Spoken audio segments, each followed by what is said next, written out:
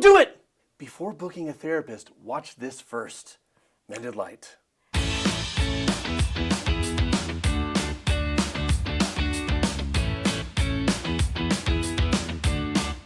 Okay, so 7 things to do before booking a therapist. All right, Super Clip is here to kick off the show. To the rescue. Got a clip from Iron Man 3. In Iron Man 3, Tony Stark is narrating all of the events. And you think, okay, this is just a movie where he's narrating to the audience, until at the end of the credits you see, oh no, he's actually in a quasi-therapy session. The entire movie. The entire movie. Oh my goodness. Okay. I've never seen any of these movies. I know. But it's going to highlight something very key when it comes to looking for a therapist. That's why I'm such a good audience. And thank you, by the way, for listening. But something about just getting it off my chest and putting it out there in the atmosphere instead of holding this in. I mean, this is what gets people sick, you know? Wow. I had no idea you were such a good listener. To be able to share all my intimate thoughts and my experiences with someone, it just cuts the weight of it in half. You know, it's like a snake swallowing its own tail. Everything comes full circle. And the fact that you've been able to help me process. So You with me? It was, yeah. We were at. You actively napping? I drifted. Where did I lose you? Elevator in Switzerland. That's the beginning. So you heard none of it? I'm sorry. I'm not that kind of doctor. I'm not a therapist. It's not my training. So? I don't have the What, the time? temperament. You know what, now that I think about it, oh, God, my original wound. 1983, all right? I'm Yes. 14 years old, I still have a nanny? That was weird. Aw, so what does Hulk and Iron Man teach us? Well, you knew that was Hulk. I did. I didn't know that was Hulk. Okay. Yeah. So, Yeah. Dr. Bruce Banner is a doctor, but not of psychology. He's not a therapist. And I love what he says. First of all, I don't have the, and Tony says, training, and he says temperament. He also says, I'm not that type of doctor. I'm not a therapist. So this emphasizes to me 2 key things. Yeah. One is temperament, personality, and the fit that you have with the person that you're working with, that type of connection. And then also is, what is their area of specialty? What is their training in? Are they qualified?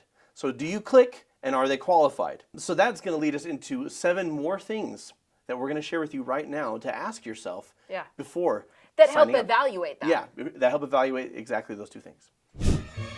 So let's do this thing! So number 1 is clarify your map for your journey. What hurts the most right now? Before diving into modalities, ask, what am I struggling with today? Is it body tension? Is it racing thoughts? Is it disconnection? Is it family patterns? Or a search for meaning? This helps you decide which region or type of therapies to explore. Body therapies are somatic. Mind therapies are cognitive. Heart therapies are relational. Spiritual modalities are transpersonal or family system.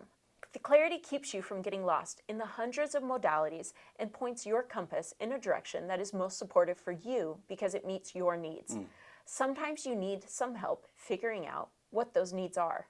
Number 2, name what you're practicing. Shauna Shapiro, in her book, Good Morning, I Love You, one of Alicia's favorite books, and it's in the podcast section of our membership site, reminds us everything we do is a practice, and what you practice grows stronger. If you're practicing self-judgment, those neural pathways deepen. If you practice curiosity or compassion, your brain rewires towards kindness and resilience. And before you book a session, write down, right now, what am I practicing every day? And what do I want to practice instead? This will help you communicate to your potential therapist what your needs are and guide what kind of therapy will support in your healing. Number 3, understand the phases of healing. Bessel van der Kolk and Ariel Schwartz, leading trauma experts, emphasize that trauma healing has phases. Stabilization and safety, which is learning to calm the body and the emotions, followed by processing, which is exploring memories, feelings, and bodily experiences. Integration is how we live with more peace, connection, and meaning. Knowing these phases up front helps you set supportive intentions because expectations just put us back in judgment. You don't need a therapist to fix you overnight. There's no fixing because you aren't broken. You need someone who knows how to support you in your healing journey. So this really makes me think of one of our live Q&As on our membership, which we do monthly. And one of the participants said, I feel like it's getting worse before it gets better. She was talking about a certain circumstance, like there was context there. But she's like, so she asked the question, she asked multiple questions during the session. We were talking about it. It was kind of a theme of that live Q&A, her and multiple other people's experiences. And as this conversation progressed, she goes, she asks, am I doing something wrong? It feels like it's getting worse before it gets better. And this is where I would say, a lot of times when we've been in our coping mechanisms of either numbing or hiding or avoiding whatever they may have been, it's like there's a wound there that we got to rip off the Band-Aid and clean it out. And so it's so supportive to know, like, here's the path of healing. First, I find safety in my present body and in my present circumstances. And then once I have safety, then I move into the practicing, right? Of like ripping off the Band-Aid. And that's the point where it feels like, man, feels like it's getting worse before it gets better, right? Because we're no longer numbing or avoiding or whatever our coping mechanism of choice might have been.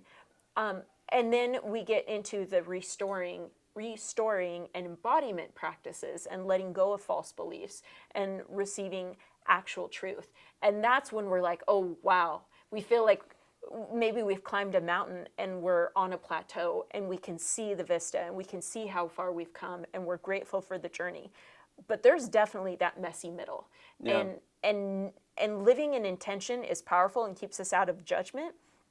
But knowing what the process looks like helps us not be confused or scared or thinking we're doing something wrong when it's like, oh no, this is the journey. Yeah.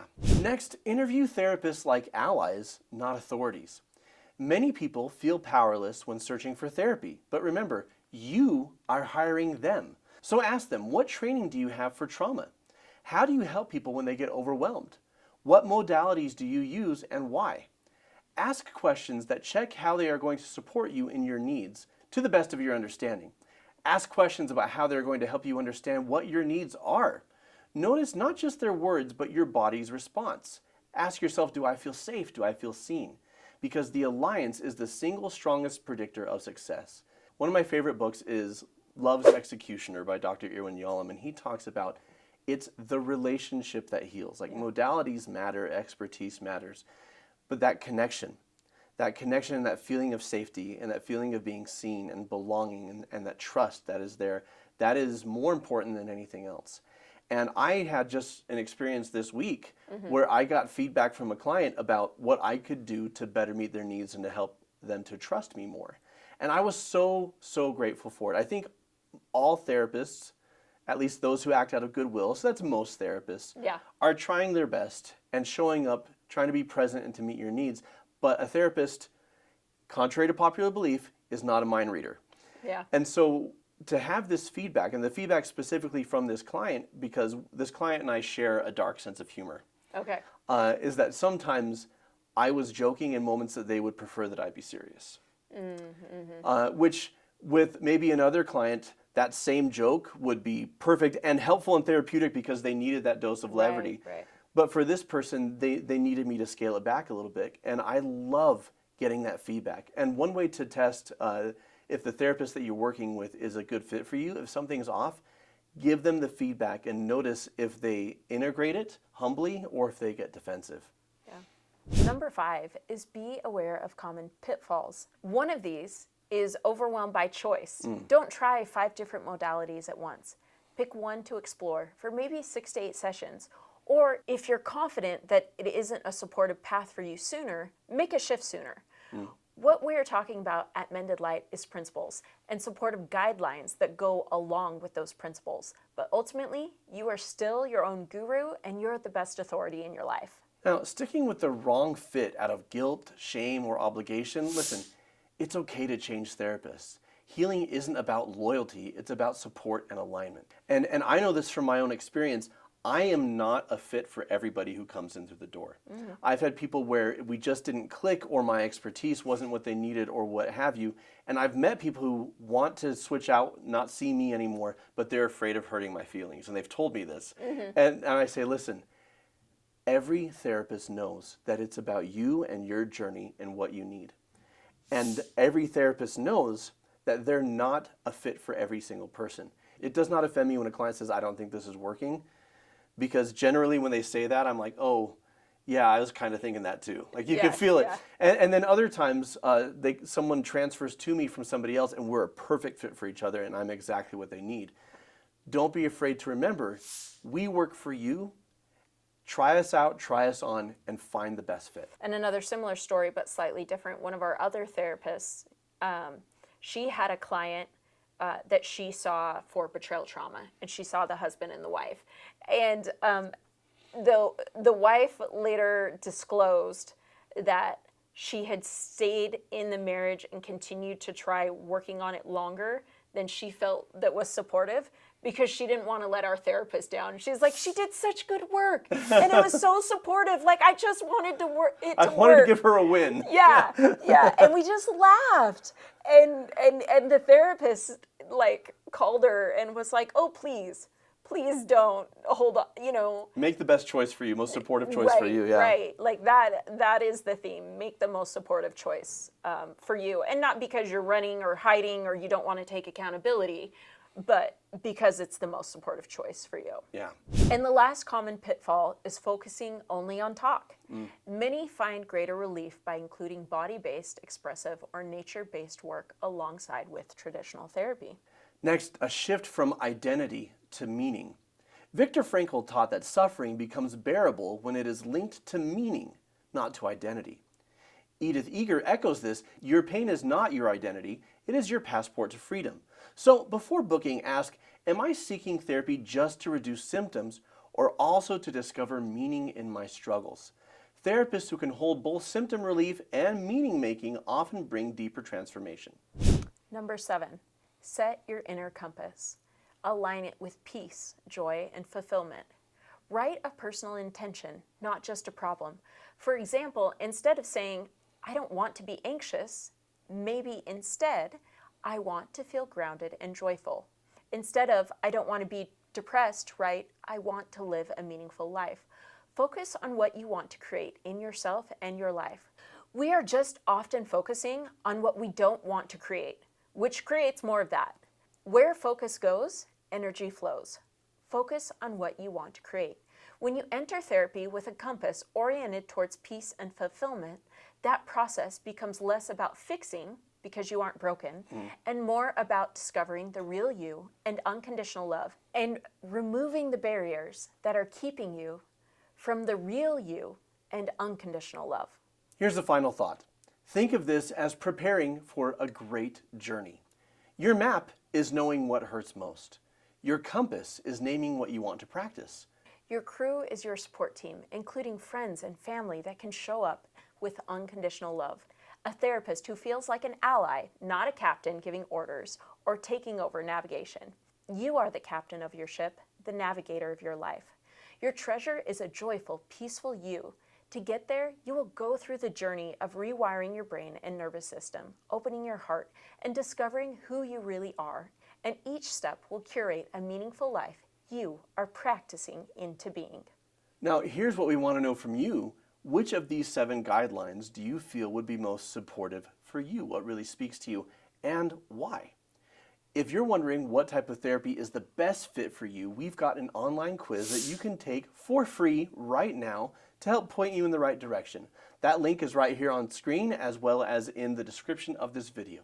Until next time, friends, keep shining. We need your light.